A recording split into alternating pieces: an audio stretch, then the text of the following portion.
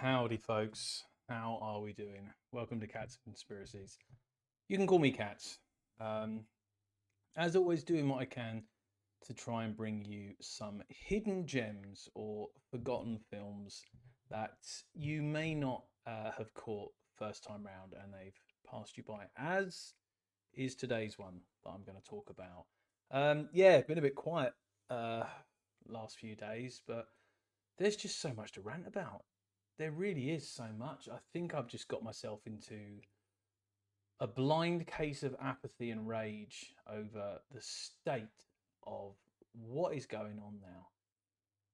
Cinema is horrendous. It really has completely died. I just don't know what is going on. That's why I search for these gems. That's why I go through Prime trying to find independent foreign films that are never going to get the chance on the big screen because they're not part of this horrendous agenda which seems to be going around at the minute.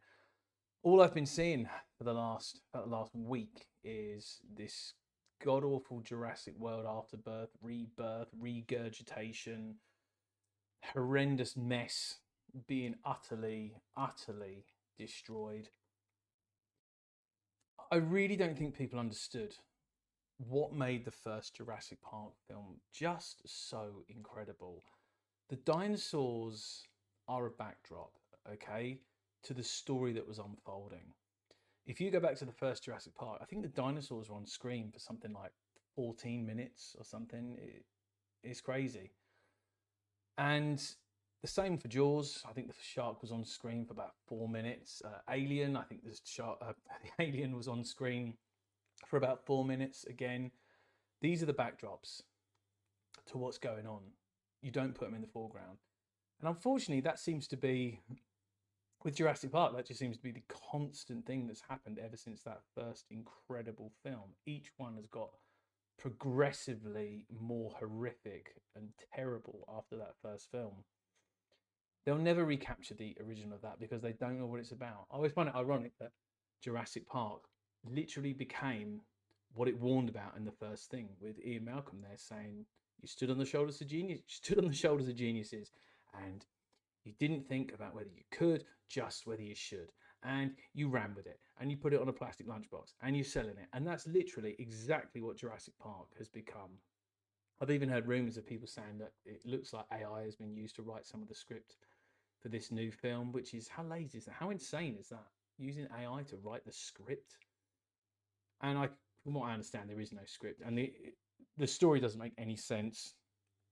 Um, it sounds to me like they're retconning, they're referring to the previous film and retconning it at the same time. So they're kind of referring to events in it, but also saying it never happened, which is kind of bizarre. And also their premise again, which they've already done in one of these films, to suggest that people have got bored of dinosaurs. I find that ridiculous. I find that utterly insane. People haven't got bored of boring animals, you know, uh, elephants, goats. Children go to petting zoos all the time. People haven't got bored of those, and they're not particularly as awe-inspiring as a dinosaur, and they're still around. People haven't got bored of Thorpe Park, Disney World. All these places still pull in millions of people every year. Thorpe Park's barely changed. That's a theme park in the UK. If you didn't know it, it's the one where they've got the saw ride, which is actually pretty cool, I've got to say. But it's barely changed over the years, and it makes billions of pounds there. It's insane how much money it brings in. What else have I been ranting about? I managed to get a sneak peek of the new Final Destination film, which, funnily enough, I predicted it would be terrible. It was worse than that. It was possibly one of the worst attempts at cinema or a film I've ever seen. Absolutely horrific. And I don't use this word very often, but I was actually offended that they think they can, that is a film that people want to watch. I'm offended that that's what they want to give their audience, because it is an abomination, absolutely horrendous, barely connected to the Final Destination universe. I have no worries about spoiling this film because there's nothing to spoil. But some of the things that happen in it are just utterly ridiculous. There's a scene where the girl apparently is the great grandchild. I don't even care. She's like the great grandchild of this woman that managed to avoid death. She had a premonition 1 billion years ago. She avoided death, and she lives in this wooden hut somewhere in the middle of nowhere. And apparently, she's living in this hut because she's figured out how to cheat it, and she just has to stay in this hut. So the granddaughter turns up to go and see her, and she speaks to her through an intercom, and the old biddy says, right, you know, you can't bring anything in here. Leave keys, leave your mobile phone, just leave anything that could like cause, you know, an accident or something like that. So she leaves it all in this little box. And then she goes into a house, and this woman's house is riddled with items that could easily kill you. I mean, it is floor to ceiling full of crap. And the girl's only there for 30 seconds before a magnifying glass spins around and starts to burn this thread, which is going to drop something on her. I don't know. Why would anyone have a magnifying glass? Why would you have this weird magnifying glass set up in your house? It's like, clearly you could look at that and think, that could be something that could kill me somehow. Let's get rid of it. No, her house is floor to ceiling with things that will kill her. Utterly insane. I hate it. It's an abomination. And the green screen in it is terrible. I've seen better graphics in Sliders and Quantum Leap 30 years ago. It is horrific. I hate it so much. What else has been happening? 28 years later. Did anybody ask for this? No. Did anyone ask for 28 weeks later? No. 28 Days Later is a phenomenal film. It's incredible. It's when I talk about, I know they're not zombies, so don't jump on me for saying they're zombies. I know they're not. They are infected. It's one of those few films. If I had to say what was a top film with that genre, like I say, I know they're not zombies, I would put 28 Days Later up there, right up there at the top, because it is a phenomenal film. And again, you've got the character development. You've got characters you really, really care about. And when the dad gets infected later in the film, you really care about this guy. You're gutted, you know. He's got his daughter there, and Jim's there now to protect her. And I love the way Jim goes from kind of this mild-mannered guy to this just insane guy at the end. And he jumps down and he protects her and he saves them and they get the hell out of there. And the film concludes by showing that eventually the infected starve to death and they die. An F-16 or whatever it is flies overhead, sees their sign for help, and she says, "Do you think you saw us this time?" Film ends. Brilliant, absolutely brilliant. It was a one and done. We didn't need 28 weeks there. Yeah, the opening scene's pretty good. From what I understand, the opening scene's the only bit directed by Danny Boyle. The rest of it, I don't know who. I don't care.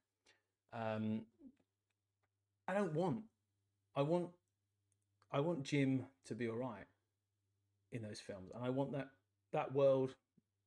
Jim gets rescued off the island from England, and who knows what happens after that. But I want to believe that good things happened to Jim for coming through that. I do not need to see, oh no, the infection is back. Oh my God, it's back again.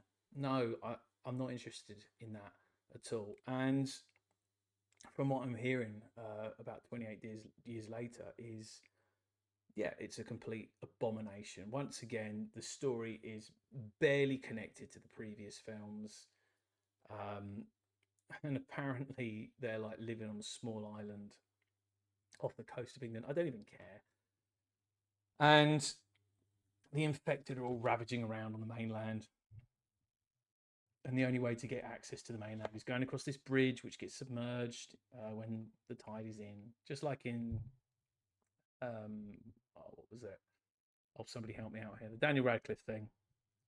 It will come back to me. There was a way to get to and from the village by this road. And when the tide is up, you can't cross the road. Whatever. So anyway, if you go back to 28 Days Later, if you remember how terrifying the infected were in that film, even the military guys with machine guns were struggling to deal with these things, and they were running around completely terrified, absolutely terrified. And there was no hope. Like if the infected were near you, if one drop of that blood got in your eye or something like that, as we saw with what happened with the dad later on in the film, that's it. Your turn. It's over. Game over. You're done. Dead. Finished. So we go to 28 years later, and apparently the storyline is they live on this little island, and the dad is going to take his kid over to the mainland to hunt the infected with bows and arrows to give a rite of passage to him becoming a man or some utter crap like that. Now, if you go back to 28 days later, you would not have military guys near these people, okay? Let alone take your child with a bow and arrow to make a man of him. Oh, see you later, darling. Yeah, no, we're just going off to the island. Oh, what, the one with all the infected on? Yeah, the one where you get one drop of blood on you and that's it, you're turned. The one where in the first film, it took out the entire country. Yeah, that's the one. Well, I hope you've got like, you know, machine guns and a million bullets. No, actually, we've got a bow and arrow against these super fast running infected. Good luck with that. Now, if anyone's ever used a bow and arrow, I have. They certainly not if they're homemade, like I suspect they are in this film. They are not the most accurate things. Okay, unless you've got an absolute top of the range, world class Olympic bow and arrow, and you are amazing with the bow and arrow, they are not the most accurate things. They're also not the quickest things to reload. And every kind of distance your target is at, you need to adjust how you hold that bow, moving it up and down, the wind direction. It's really not the easiest thing in the world. And a decent bow with a arrow that's going to take you out requires quite a bit of strength to pull back. So as a little kid, that's not going to be the easiest thing. So what do you do when you run out of arrows? Because presumably you're not running and picking these arrows up because they're covered in this blood, this infected blood, which just turns everybody in 5 seconds. Yeah, just horrendous. I really don't have. Oh, I just don't have any hope for the future with cinema. I really don't at all. It's just become an incredibly unenjoyable experience for the audience, unless you are, I don't know, unless you are such an NPC that the pretty lights and colours and crashes and bangs, unless that entertains you, I don't think there's anything left for the rest of us who actually have a brain inside them that wants to be stimulated. And again, I keep hearing it with this Jurassic World thing. People keep going, oh, it's a dinosaur movie, just switch off your brain, enjoy it. I'm so sick of hearing that. It really just cringes the life out of me. Switch off your brain, enjoy it. It's like saying, oh, you know, go to this art gallery, like the pictures there, all the paintings are terrible. Just shut your eyes and enjoy it. With art, and cinema is art, okay? It's people's ideas of stories put into an art form that other people can enjoy. I cannot have any feelings for a film if I switch my brain off. I'll just be a brick sitting there with flashing images that mean nothing to me. My brain is the very thing I watch a film to be stimulated. How can I have any kind of feelings if I don't have a brain? It's just, I can't believe that this is what people are saying. Like, oh, I just want to see dinosaurs running around. Well, that's what you're going to see. And it's not particularly enjoyable. I'm going to touch on one more thing quickly, because this has been winding me up recently. And I've seen quite a bit of this. And it's the 28 Years Later film. Randomly, I'm also seeing that they want to reboot Indiana Jones. And guess who? I've heard rumours of Pedro Pascal as well. So please, honestly, shoot me. I can't take any more of this. It's just horrendous. One of the other things I was going to pick up on is the nudity I have seen in horror films only ever exploits men. It seems to only ever exploit men. And what I mean by this is I have seen quite a few horror films which show graphically up close a man's penis being chopped off and then dropped on the floor, or for comical reasons, it's floating around at the screen. And it's always kind of shocked me a bit. but it's only ever one way. It's only ever men's. And I'm not saying I want to see women's genitals getting destroyed on screen. I don't want to see men's genitals getting destroyed on screen either. But it just seems that cutting off a man's penis seems to be played as a bit of a joke. And in the 28 years later film, from what I understand, they've got alpha. Oh, God, it just sounds so cringe. Alpha infected, running around with giant cocks everywhere. It's like, what's all this about? Would you do that with the women? Would you have them running around with their vaginas out? I know you wouldn't. I know you wouldn't dare do it. So why are you doing it with the men? I just don't get it. It's just so hard to. It's just so hard to enjoy modern cinema. Oh, it's impossible. And of course, in all modern films, they are so stuffed with Marxism. It takes you right out of the film. And Final Destination, oh my God, if you want to go and watch that and see what I'm talking about, the genetics of the family in this film doesn't make biological sense. It's biologically impossible. I think the only white kid in it was adopted or something. It's insane. It's completely insane. And I'm supposed to suspend disbelief and imagine that I'm in a movie. I imagine that what I'm seeing is real. Well, no group of people are like that. No family has that kind of genetics in it. You're literally telling me, look, this is a movie. This is what we have to do now in order to get our little DEI ticks. And what's the other thing called? Oh, it'll come back to me. We've got to do these things in order to get these films passed and for everyone to say what a great film it is. We have to shove these things in there now and shove it down your throat. So the second I see that, I know I'm watching a film and this isn't real. And what was it? Oh God, what was it he said about 28 years later? I think he says something like, the director says something like, oh yeah, it's an allegory for Brexit. It's like they can't help themselves. They have to politicize everything. It's so depressing. However, I'll tell you something that's not depressing. Dark City. I haven't watched this for quite some time, but when this originally came out, I was actually lucky enough to see this at the cinema when cinema was good. So we're going back 20 years there. Now, one of the reasons this film kind of got ignored, kind of got overshadowed, was because a lot of good films are out at the same time. And I believe The Matrix was out at a very similar time. So you can understand The Matrix just completely blew this away, which is such a shame because Dark City needs to be seen. Again, this is quite impressive. I do have a hard copy of Dark City, but what I accidentally did was ordered the German version. So hey, I've still got a hard copy. It's just in German. And there's a couple of things about this film. There is a director's cut, as well as the theatrical, and I believe that in the director's cut, Jennifer Connelly, who is in this, they use her actual voice in this song, which is so iconic, and I can never hear this song without thinking of this film. I'll tell you what, I'm going to play you. I'm going to play you a little scene from this. Let me just move myself. There we go. Let's move myself out the way there.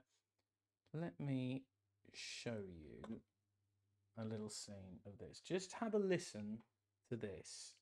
Look at how iconic this looks and how smoky this jazz. I just love it. Check this out, okay?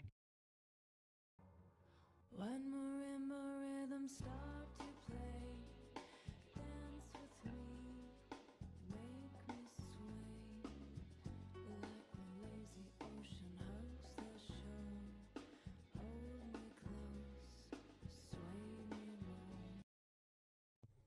There we go. I don't want to play too much of that. Well, I do. I don't want to put it on here because I haven't quite figured out what the hell is going on with their copyright, because other people seem to use trailers and do reactions and do it okay without getting copyright strikes. And I put one little trailer in, a few clips of some daytime drama film, and I got copyright strikes. I don't quite understand what's going on there. But this is such a cool film. If you've never seen Dark City, go and get a copy of it and check it out. I don't know if this is streaming anywhere at the minute. It probably isn't. But get yourself a hard copy and try and get the director's cut. See if you can get the version of Jennifer Connelly singing using her voice. It's a very, very difficult film to describe. It's very, very gothic. It's very dark, hence the name. You got some great characters in it. Kiefer Sutherland, Jennifer Connelly, obviously. I mean, the woman looks amazing. How does she not age? She's never looked bad. She's always looked amazing, and she's always looked about the same age. And on what's going on there, this is such a dreamlike film. If you've ever had that feeling or a dream where it's so difficult, I'm quoting The Matrix here. It's so difficult to know, like, is it real? Is it not? Is this a nightmare? Did this actually happen? Is this a false memory?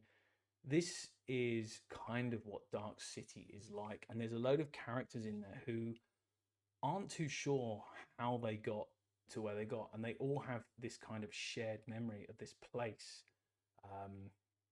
where they went to.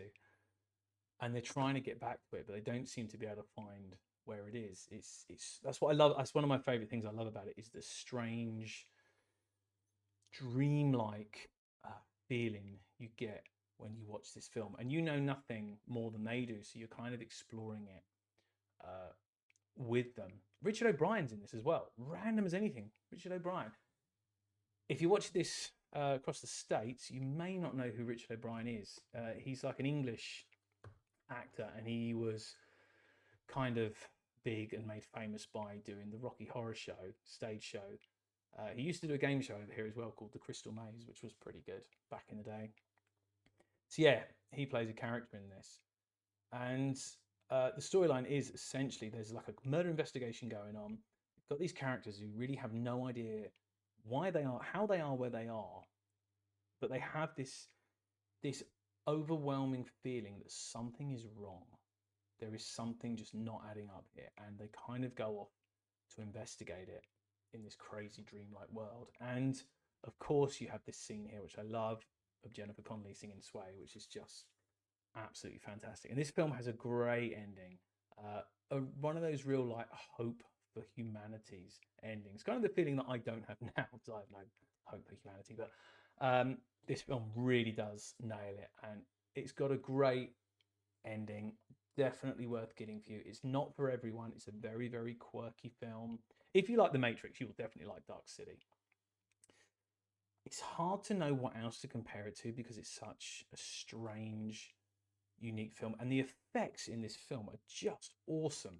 The cityscape kind of changes. They morph, they change the city around everyone. They sort of put them to sleep and then change the city around it, and you sort of see the way like the new buildings kind of like spiral out of the ground and everything changes. It's insane. It's such a mind-bending film. But there's one thing I can guarantee you: this film is 1 billion times more entertaining than Jurassic Regurgitation. Oh my god, I never even touched on what's going on with Superman. Not interested. This film is going to be far more entertaining than Superman or anything else that's going on out there. So for the cost of a few bucks or a few pounds, wherever you live in the world, you go and grab yourself a copy of this, and you are going to enjoy a very unique world that Dark City exists in. And hey, I highly recommend it. And I am so insanely critical and cynical of cinema. If it's got my seal of approval, it tells you it's pretty damn good. Go and enjoy it, guys. I see I haven't got a new subscriber, so welcome aboard. I hope you're enjoying my ramblings, my rantings, and please feel free, guys, to like and subscribe. Shove some comments down below. I don't even care if you say you are a boring, rambling git and I cannot believe I just sat through 20 minutes of this. I don't mind that, okay? That is still going to feed the attention that I require when I put these videos up. I'm just kidding. I do this for myself, guys. This is kind of my outlet for rantings, but please feel free to put your rantings below and tell me what you think about the modern state of cinema. Just remember, I'm right, okay, about all of this stuff. I'm only kidding. I am right. Enjoy it, guys. Go and check out Dark City. And like I say, come back, hit me up with some messages below and tell me what you think of it. And until my next ranting, take care, guys.